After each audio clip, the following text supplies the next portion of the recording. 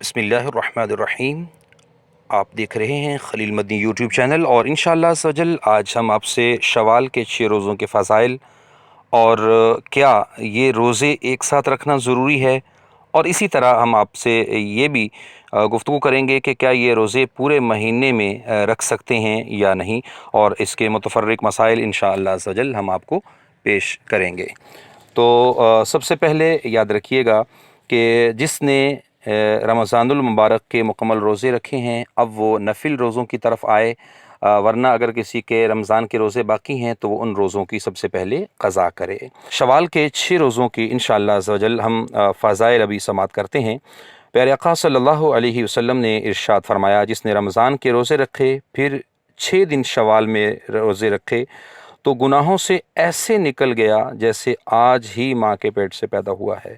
بہت ہی پیاری ایک اور فضیلت ہے، صحیح مسلم شریف کے اندر اس کو روایت کیا گیا۔ آقا علیہ الصلوۃ والسلام نے ارشاد فرمایا، جس نے رمضان کے روزے رکھے پھر ان کے بعد 6 شوال کے روزے رکھے، یعنی شوال کے 6 دن کے روزے رکھے تو ایسا ہے جیسا عمر بھر اس نے روزے رکھے۔ تیسری فضیلت یہ ہے، آقا علیہ الصلوۃ والسلام نے ارشاد فرمایا، جس نے عید الفطر کے بعد شوال میں 6 روزے رکھے تو اس نے پورے سال کے روزے رکھے، جو ایک نیکی لائے گا اسے 10 ملیں گی، تو ماہ رمضان کے روزہ 10 مہینے کے برابر ہے، اور ان 10 دنوں کے بدلے میں 2 مہینے تو پورے سال کے روزے ہو گئے۔ تو معلوم ہوا کہ جو رمضان المبارک کے بعد شوال کے بھی روزے رکھے اس کے فضائل ہیں۔ تو دوسری بات کہ کیا یہ ایک ساتھ رکھنا روزے ضروری ہیں؟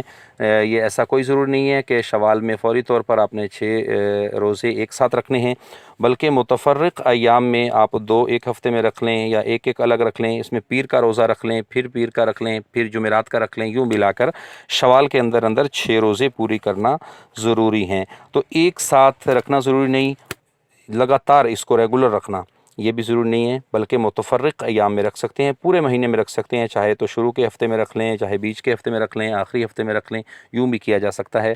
تو اللہ تعالیٰ کی بارگاہ میں دعا ہے خالق کائنات عمل کی توفیق عطا فرمائے۔ جزاک اللہ خیرہ، اور بھی دوستوں تک اس ویڈیو کو شیئر کیجیے گا تاکہ یہ مسائل ہمارے دوستوں احباب تک پہنچ سکے۔ اللہ نگہبان۔